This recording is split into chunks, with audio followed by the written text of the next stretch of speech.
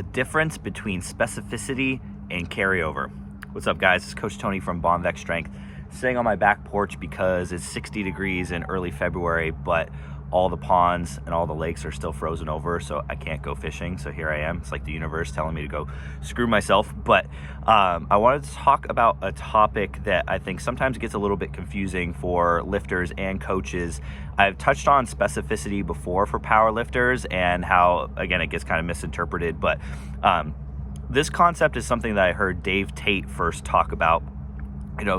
Somebody who trained at Westside for a long time, somebody who clearly believes and embodies the whole conjugate approach with a lot of variety in their training. And something that Dave said is that specificity and carryover are not necessarily the same thing, and that sometimes training in a more specific style and specificity to a powerlifter, meaning doing a lot of the competition style squat, bench, and deadlift, may not actually have carryover to your competition style squat, bench, and deadlift. And that seems kind of crazy because the concept of specificity is it's a principle of training. It's specific adaptation to impose demands. The said principle, basically you get what you train for, but sometimes you're not necessarily going to solve the problem that you're facing or the plateau that you're trying to break through with just more specificity. So if my squat run 1 rep max has stalled, it's not necessarily going to be more squatting that's going to get that lift to go up.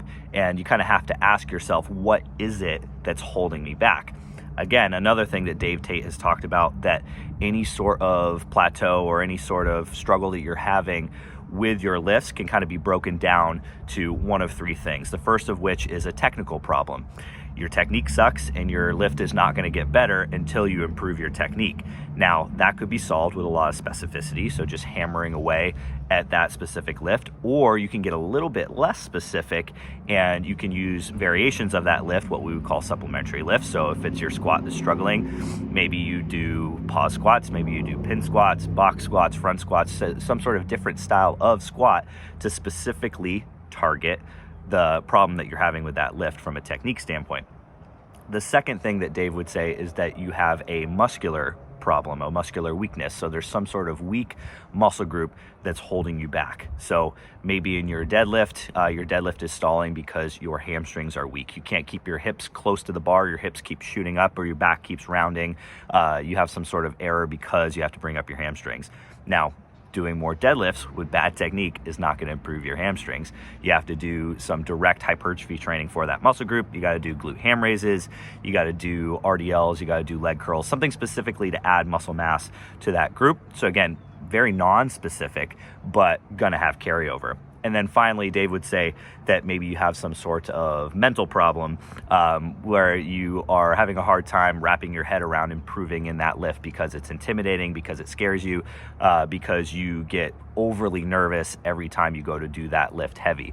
And in that case, I think maybe stepping away from that lift for a little bit can give you more of a clear head when you do return to it, get you excited to do that lift again. So we'll often do that post meet. A lot of our power lifters run what's called a pivot block, where it's several weeks of non-specific training just to clear your head, get a mental break from that heavy training. And obviously pivot blocks are as non-specific as we can possibly get with our power lifters. So all of those 3 things that might be holding you back can be solved with doing a little bit less specific training.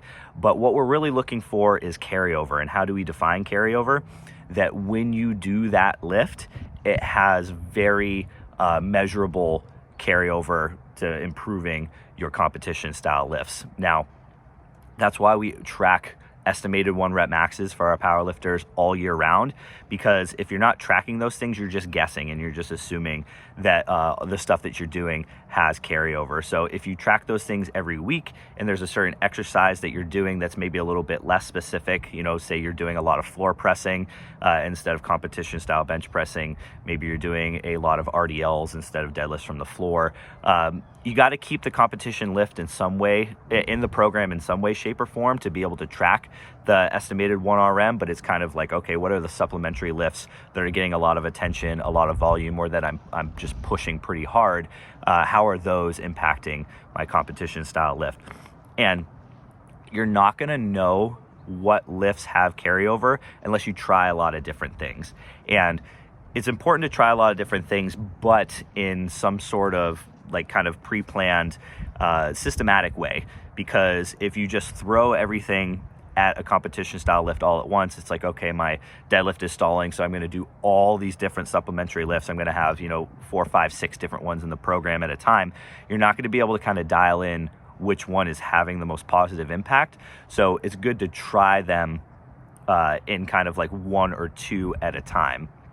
Track the estimated 1 rep max and run it until that estimated 1 rep max stops improving.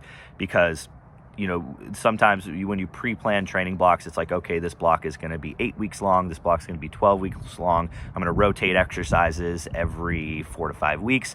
But if something is still working, if it still has carryover, there's no need to take it out. I think it's really important as a coach and as a lifter to kind of milk those exercises and that training approach for all that it's worth. Mike Teixeira might call that kind of like a developmental block, where you just keep doing the same thing, trying to see how long you can get an adaptation from the same stimulus. Because lifters, all lifters are different. Some lifters will be able to run the same sort of program for a long time and continue to kind of drag out that progress. Other lifters will need things to change a lot more frequently.